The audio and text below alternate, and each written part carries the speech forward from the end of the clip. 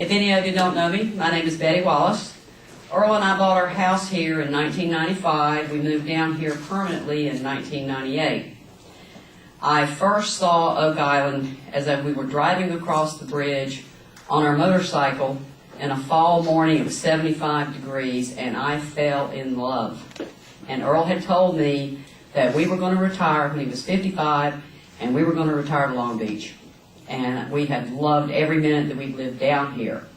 I was born in Stanley, ended up with my adult life being in Charlotte. After I moved down here in 1999, I began volunteering with several of the nonprofit groups in town, especially the dog rescue groups. In 2003, I began videotaping the town council meetings. I have videotaped every single town council meeting since December of 2003. And I've edited them and broadcast them on Channel 8. I don't think there's another person in town other than someone that has been involved in politics and as council or mayor that has as much knowledge of the issues that are going on in town, because I have videotaped and I have sat at home and edited them. So I hear every word they say. I have myself a few notes here. I found out at the other forum that you run out of time a lot quicker than you thought you would.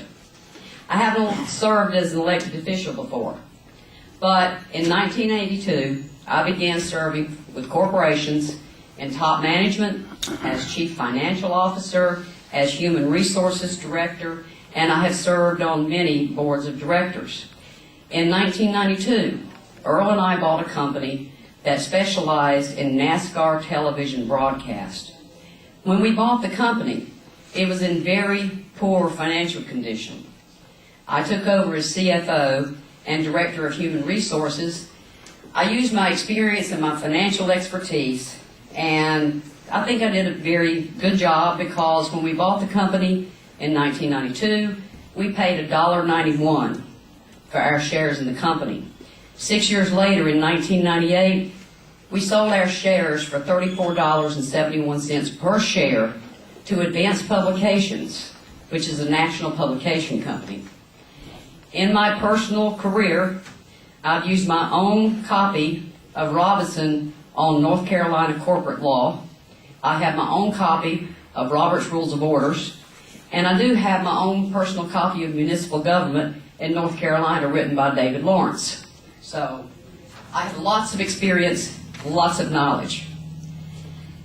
The past 6 years of working with the council has provided me with the opportunity to update myself on North Carolina general statutes, on the Code of Ordinances of the town of Oak Island, and also on the town council's rules of procedure.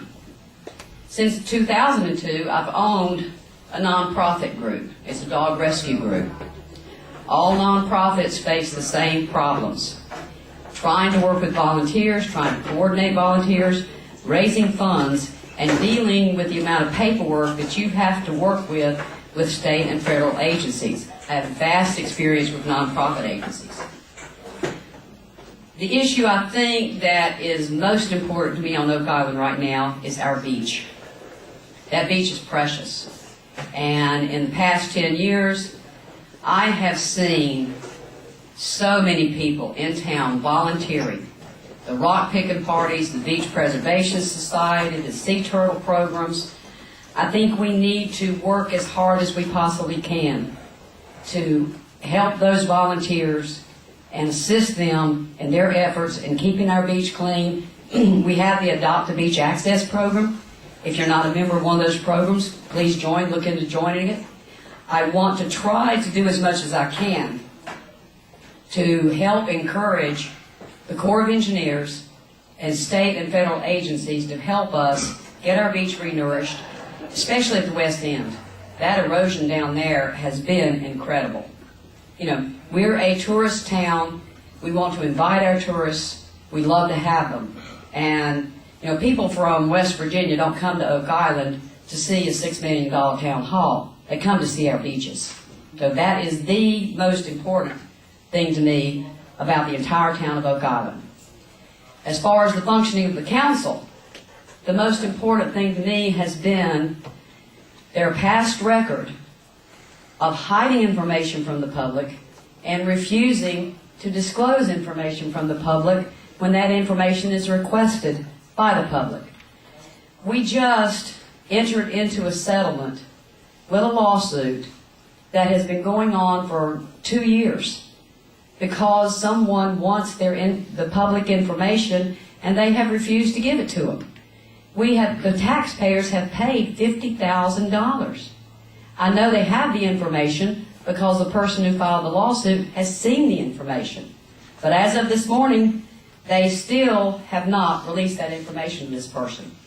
That is, to me, other than our beach, the most important thing that exists on Oak Island right now is your lack of ability to get the information that you want.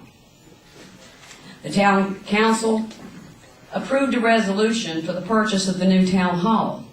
That resolution had the terms included on it, the number of years we'd be paying for it. It had the annual payments.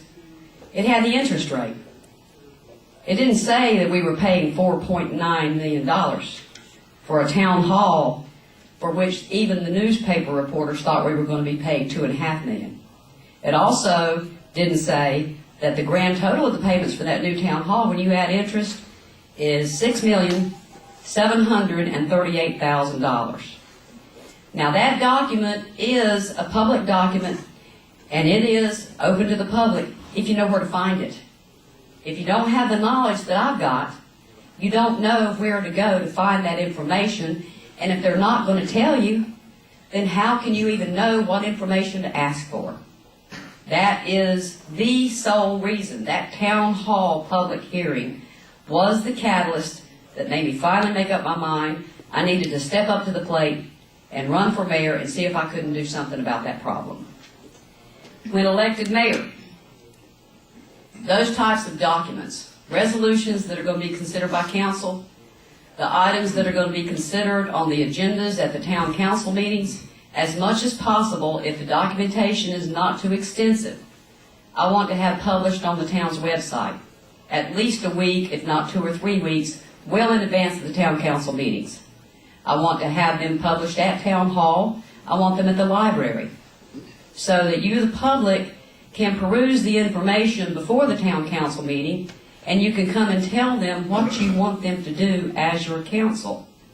And I promise you that if any member of the town council tries to add an agenda item to the town council meetings, if it's not an item that is time intensive or an emergency, I will not allow that item to be added to the agenda. We have too much of a history of a memo in the council packet stating further information will be provided under separate cover. And how are you, the public, going to know what you want to tell them unless you know what it is they're going to be discussing? At the first candidates forum, I stated I want to begin a mayor's initiative to start a homestead provision type of tax relief and cost relief to our seniors, so that some of our seniors, one lady I personally know, when we start charging her for the sewer service, she's probably going to have to sell her home and go into a rest home. She's not going to be able to live on this island anymore. Since last Thursday, I looked into the issue, and I found that that homestead provision is already available to the municipalities in North Carolina. Any municipality can begin that type of program. In fact, they already have that type of program in Guilford County. Guilford County allows it for seniors below a certain income and for disabled veterans.